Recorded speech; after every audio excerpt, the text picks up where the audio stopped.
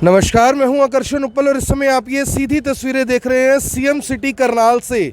CM city Karnal, जिसको smart बनाने के लिए करनाल के अंदर 160 करोड़ रुपए के कैमरे लगवाए गए, लोगों के चालान काटे जा रहे हैं, लेकिन फिर भी जिला प्रशासन का, हरियाणा सरकार का, करनाल पुलिस का दिल नहीं भरता। तो वो किसी भी चौक चौराहे पर खड़े होकर किसी को भी पकड़ लेते हैं और इस तरह से उसका शिकार करते हैं जैसे कोई भेड़िया किसी मेमने को पकड़ता है। आप यहाँ पर देख सकते हैं कि ये वही शख्स है जो सुबह सुबह फूट फूट कर रो रहे थे सुबह से, और अभी भी इनकी आंखों की सोजिश, इनकी आंखों की सूजन ये बता सकती है कि इनके बेटे का दर्द अभी तक गया नहीं है और जाएगा भी कैसे। जिस बेटे को 18 साल तक इन्होंने पाला, जिस बेटे ने लगभग पिछले 6 साल से मेहनत मजदूरी कर कर अपने पिता का इलाज करवाया, और आप देख सकते हैं कि इनकी एक टांग भी नहीं है, हैंडीकैप्ड है। ये कृत्रिम जो टांग है इन्होंने लगवाई हुई है, और अब ये लोग इंसाफ के लिए करनाल के मर्चरी हाउस में बैठे हैं। आपको बता दें कि ये मोहित के पूरे परिवार और परिजन हैं, और फिलहाल किसान संगठन भी यहाँ पर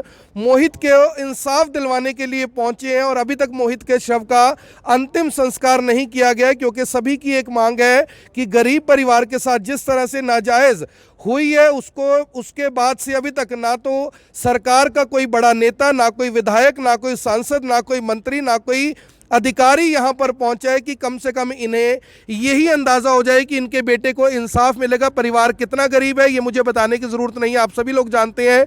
और फिलहाल किसान संगठनों के आने के बाद अब परिवार ने ये मांग रखी है कि परिवार को 25 लाख रुपए का जो मुआवजा है वो मिले, परिवार में एक पक्की सरकारी नौकरी मिले, और आत्महत्या के लिए मजबूर करने और माहौल को इस तरह से बनाने वाले अधिकारियों के ऊपर एफआईआर की जाए, उन्हें सस्पेंड किया जाए, और नाजायज़ तौर पर गाली गलौच मारपीट करने वाले अधिकारियों के खिलाफ भी कार्रवाई हो। यहाँ पर सवाल ये है कि दिवाली का ये इस समय मौसम चल रहा है, दिवाली का त्यौहार आने वाला है, और जिस घर में दिए जगने चाहिए थे वहाँ पर इस समय घर का चिराग बुझ चुका है, और इसकी जिम्मेवारी लेने के लिए अभी तक कोई भी सामने नहीं आया। यहाँ पर सवाल समाज के लिए भी बहुत बड़ा है कि सुबह काफ़ी बड़ी संख्या में लोग यहाँ पर पहुंचे हुए थे, लेकिन अब गिने चुने लोग हैं, और उनके साथ देने के लिए अब किसान संगठन आगे आए, क्योंकि हमारे करनाल के अंदर नाम के लिए सामाजिक संस्थाएं बहुत हैं, लेकिन कितनों ने इनका साथ देने के लिए सामने आकर इनकी मदद के लिए गुहार लगाई, प्रशासन को चेताया, वो आप सभी के सामने। हालांकि मेरे पास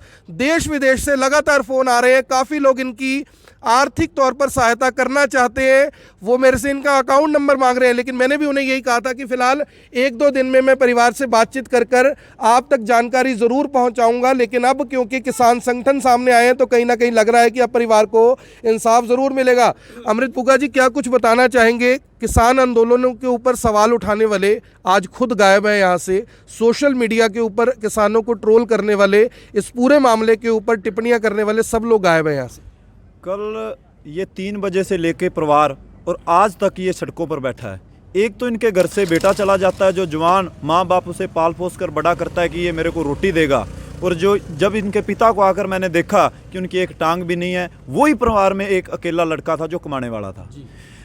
और 3 बजे से लेके अब तक ना तो यहाँ प्रशासन का कोई बड़ा अधिकारी आया है, और जिनको वोट देकर कुर्सियों पर बैठा रखा है, ना कोई एमएलए ना कोई एमपी। चलो किसान आंदोलन में तो कुछ इनको फाल्ट लगता है, आतंकवादी लगते हैं, वहाँ तो ये नहीं पहुँचते। अगर एक गरीब परिवार का लड़का चला जाता है, इनका हक नहीं बनता? जिनको वोट देकर, इनके वोटों से तो कुर्सियों पर बैठे हैं, इनके वोटों से राज पर बैठे हैं, इनका आके किसी ने हालचाल जाना, दुख सुख जाना, इनके साथ खड़े हुए?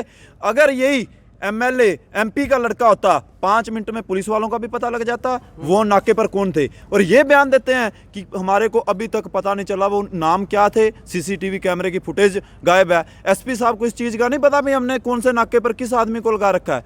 अब त्योहार का टाइम है, बाजार में कोई घर से सीधा उठ के भी आ जाता बिना हेलमेट के, बिना कागज लेकर। बाजार में क्या मतलब बनता है इनका चौंक चौंक पर चलान काटने का? अगर कोई क्राइम करता है वो बाहर भागता है, जितनी करनाल के अंदर बाहर से सड़क इन्वॉल्व है वहाँ चलान करें, शहर के अंदर तो चलान करने का कोई मतलब ही नहीं बनता। फिर चलान के साथ किसी के साथ मारपीट करना। मैंने आपके कैमरे में कुछ दिन पहले एक वीडियो देखी थी, वो पुलिस वाला बोल रहा है इसको राम के बीज को पकड़ो, पिटो इसे। ये कौन सा हक बनता है? अगर चलान करना चलान कर दो। यही जब इन्होंने मारपीट की, उसको चलान का दुख नहीं था लड़के को, इन्होंने मारपीट की, उसने गिल्टी, उसने फील किया कि मेरे साथ गलत हुआ है। ये देखकर ये आत्महत्या नहीं से कह सकती, इसे हत्या कह सकते हैं हम। ये पुलिस की वजह से उस लड़के ने को आत्महत्या करनी पड़ी। पर अब जब इंसाफ की गुहार लगा रहा है तो इंसाफ देने के लिए ना तो कोई यहाँ पुलिस का बड़ा अधिकारी मौजूद है और ना कोई सरकार का नुमाइंदा यहाँ मौजूद है। हाँ, उन्होंने अपने दलाल जरूर भेज रखे थे बीच में। किस काम के लिए? वो भी परिवार को बुला पुसला कर इसका अंतिम संस्कार करवा दो और ये कह दो कि डीसी साहब 2 दिन के लिए बाहर हैं। जब डीसी करनाल का है, करनाल की जनता के लिए है, वो 2 दिन बाहर क्या कर रहे हैं जब यहाँ मुसीबत है? उनको अपने जिलों की पहले समस्या देखनी चाहिए।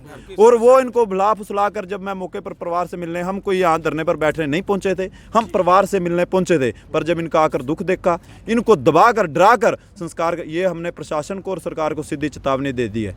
किसान यूनियन आपके इनके साथ खड़ी है। जो इनकी मांगे हैं वो जब तक नहीं मांगोगे, धरना ऐसे लगातार जारी रहेगा। मांगे अब आपने रखी हैं सामने? मांगे 25 लाख रुपए मुआवजा है, 1 पक्की नौकरी है। जो पुलिस वाले जिन्होंने ये घटना की है उनको बर्खास्त किया जाए, उनके खिलाफ सख्त से सख्त जो कानूनी धारा के तहत कार्रवाई बनती है वो कार्रवाई की जाए। ये इनकी मांगे हैं। करनाल के लोगों से कुछ कहना चाहेंगे? करनाल के लोगों से मैं एक अपील करना चाहता हूँ। मैंने आपकी वीडियो देखी, आपकी वीडियो देखकर जो बच्चा है घर का वो भी रोता है, पर करनाल के लोगों की क्या इंसानियत मर चुकी है?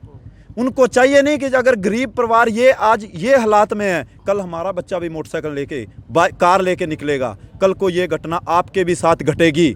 आप करनाल के जितना भी करनाल के लोग हैं, चाहे वो नौकरी करते हैं, चाहे वो मजदूरी करते हैं, चाहे वो बिजनेस करते हैं, उनको इनके साथ आकर खड़े होना चाहिए। कल 8 बजे, अगर 8 बजे तक ये मांगे नहीं मानते, कल सचिवालय के सामने बॉडी को रखेंगे, वहीं फ्रीजर में बॉडी को लगाएंगे। जगदीप सिंह ओलख जी आज यूपी गए हुए हैं, वो भी वीडियो जारी करेंगे। कल को हमारे सारे लोग, और ये कश्यप बलादरी के प्रधान भी यहाँ मौजूद है।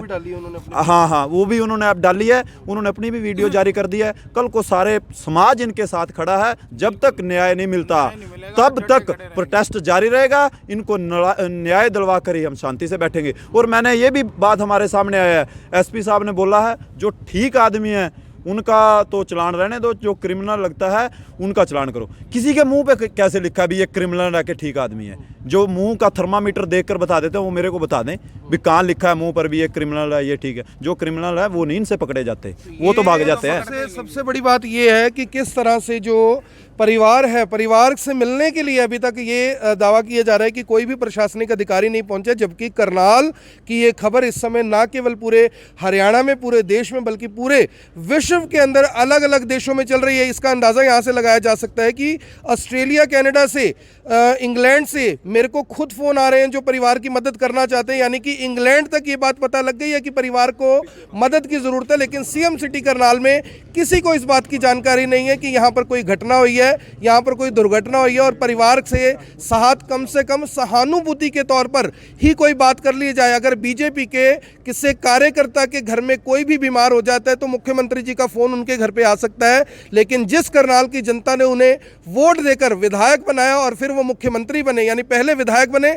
फिर वो मुख्यमंत्री बने, यहाँ पर अगर किसी से बातचीत कर ली जाती तो मुझे लगता है कि परिवार का दुख काफी ज्यादा कम हो सकता था। सर, मुख्यमंत्री जी एक कार्यकर्ता के परिवार में तो फोन कर लेते हैं कि माँ बीमार है, बेटा बीमार है, बच्चा बीमार है, सब ठीक ठाक है, इनको फोन करने में क्या दिक्कत थी? ये गरीब है, इन्होंने गलती कर दी, उनको वोट देकर बना दिया। और करनाल शहर की अगर बात करें तो यहाँ 2 सरकारें हैं, एमसी भी हैं, नगर पालिका है, तो वो कहाँ है? कोई आया अभी तक यहाँ पर? कोई नहीं पहुँचा, क्योंकि ये गरीब हैं। और इनके साथ प्रशासन ने जो किया वो पूरी तरह प्रशासन पहले भी कर रहा है। आपने भी वीडियो जारी की, पहले भी कई वीडियो आई हैं, और वो पूरा इनके इशारे पर हो रहा है। एक टारगेट है कि जैसे भी अपना टारगेट पूरा करना है। कि आज तक किसी अमीर का चलान हुआ क्या? एक भी बताइए आप। तो गरीब आदमी को टॉर्चर क्यों किया जा रहा है? और ये एक हत्या है, हत्या की गई है। और इनके परिवार के साथ हम सबसे पहले इंसानियत के तौर पर खड़े हैं, फिर जैसा हमारे संगठन ने जो फैसला लिया है पूरी तरह इनके साथ है। अगर इंसाफ नहीं मिलता तो सुबह सचिवालय के आगे बॉडी रखकर वहाँ प्रदर्शन चलेगा। और 36 बरादरियों को बिल्कुल करनी पड़ेगी, क्यों नहीं करेंगे? अगर इस बार नहीं हुई तो ये तो कल को दोबारा कोई और भी इसका शिकार होगा। आज पुलिस ने चालान भी नहीं काटे करनाल में, कह रहे हैं। पता नहीं जी, आज का तो अभी नहीं पता, लेकिन यहाँ तक तो हम विश्वास दिलाते हैं कि इनको न्याय जरूर देंगे। बाकी जैसे भी आगे चलान करेंगे या नहीं करेंगे, लेकिन तरीके से चलान होगा। जैसे ये तानाशाही रवैये से कहते हैं वैसे नहीं होगा। तो आप देखिए कि चालान की राशि से क्या होता है। चालान की राशि से विधायकों के लिए बड़ी बड़ी गाड़ियां खरीदी जाती हैं, मुख्यमंत्रियों के लिए बड़े बड़े जहाज़ खरीदे जाते हैं। इन लोगों को 5 किलो आटा, 2 किलो चीनी और 2 किलो सरसों का तेल देकर खुश कर दिया जाता है और बदले में एक एक परिवार के अंदर एक एक गाड़ी के हज़ारों रुपए के चालान काटे जाते हैं। 500 रुपये के चालान को आपने 5000 का कर दिया, लेकिन 5 किलो आटे की जगह आपने 50 किलो आटा नहीं किया, तो इससे अंदाज़ा लगाया जा सकता है कि वो पैसा आखिर किसके काम आ रहा है। अंकल जी, सुबह से आप बैठे हो यहाँ पर, इतने लोग आपका साथ दे रहे हैं, लेकिन सरकार आपकी सुनवाई नहीं कर रही, क्या लग रहा है आपको? बिल्कुल भी नहीं करेगी सरकार। तो ये सब बच्चे ऐसे ही मर जाए। मेरे बच्चे ने रोते ही बोला था, बोला आज मेरे साथ था पापा, बर्दाश्त नहीं है, कल कोरो के साथ भी होएगा। मेरे ना ये बात बोली उसने मेरे से, आपकी आंखें सूज गई हैं। मेरे बच्चे ने बोला मेरे से, पापा आज मेरे साथ है, मेरे को पीटा है, मेरे को गुंडा चोर बोल रहा है उसने, पुलिस वाले ने जो मारा है मेरे को वीडियो में वो कर रही उसने रिकॉर्डिंग बाबूजी। मैंने मेरे बच्चे ने बोला खुद ये, मेरे बच्चे ने मेरे को बोला है, पापा आज मेरे को मारा पुलिस वाले ने, गाड़ी गलोच किया है, मैं इस करके जहर खाया है पापा। वीडियो बनाई आपने? मानसिक तौर से वैसे रिकॉर्डिंग है बाबूजी उसकी। तो आप देख सकते हैं कि परिवार अब किस तरह से न्याय के लिए यहाँ पर बैठा हुआ है। और यहाँ पर अब बात मैं उन लोगों से भी करना चाहता हूँ जो एक कोई आता है कि मेरी ये कास्ट है, कोई आता है कि मेरा ये धर्म है, लेकिन यहाँ पर ज़रूरत है इंसानियत की, ज़रूरत है सामाजिक लोगों को इकट्ठा होने की, क्योंकि यहाँ पर किसी एक जात बिरादरी की बात नहीं है। कल को निशाना कोई और भी हो सकता है। और पुलिस की बदमाशी, पुलिस की गुंडागर्दी, रक्षक बने भक्षक, इस तरह के जो वर्ड्स हैं इस समय सोशल मीडिया के ऊपर ट्रोल हो रहे हैं, लेकिन अभी तक किसी भी अधिकारी की ओर से कोई भी आधिकारिक बयान तक सामने नहीं आया कि आखिर इस मामले में अब क्या कुछ कार्रवाई यहां पर की जाएगी। और इसी तरह से बार बार ये बात कही जाती है कि करनाल के अंदर अगर किसी को इंसाफ चाहिए तो उसे इसी तरह से इंसाफ लेना पड़ता है। और ये पिछले लगभग 2-3 महीनों में आपने देखा है कि किस तरह से सड़कों पर जाम रहता है और सड़कों पर जाम लगाकर लोगों को इंसाफ लेना पड़ता है। ये इस समय करनाल के हालात है। और मेरी माननीय मुख्यमंत्री मनोहर लाल खट्टर जी से भी ये अपील है कि कम से कम परिवार के सदस्य से, किसी अधिकारी के मार्फत वो कम से कम बात करेंगे तो उन्हें पता लग पाएगा कि परिवार का दर्द क्या है। और परिवार को भी कम से कम ये अंदाज़ा होगा कि उनकी सुध लेने के लिए मुख्यमंत्री मनोहर लाल खट्टर ने उनसे बात की है। क्योंकि जब वोट चाहिए होते हैं तो इन सभी लोगों के पैर पकड़कर कहा जाता है कि नेता नहीं बेटा बनकर आया हूं, लेकिन जब वही लोग चुनाव जीत जाते हैं तो ना नेता नज़र आता है ना बेटा नज़र आता है। और ये व्यवस्था 1947 से लेकर आज भी इस देश में, इस प्रदेश में किस तरह से चल रही है वो आप सभी के सामने। अंदाज़ा लगाकर देखिए कि कल को आपको भी इनकी जगह इसी तरह यहाँ पर टेंट और ये सब कुछ दरियां बिछाकर यहाँ पर बैठना पड़े तो आपके ऊपर क्या कुछ बीतेगी। मेरी आप सभी से अपील, जो भी लोग इस वीडियो को, इस खबर को देख रहे हैं, इसे साथ के साथ ज़रूर शेयर करें। कल सुबह कहा जा रहा है कि किसान संगठन अगर 8 बजे तक इनकी मांगों को नहीं माना जाता है, जिसमें मुख्य 3 मांगे हैं कि अधिकारियों के ऊपर FIR दर्ज की जाए जिन्होंने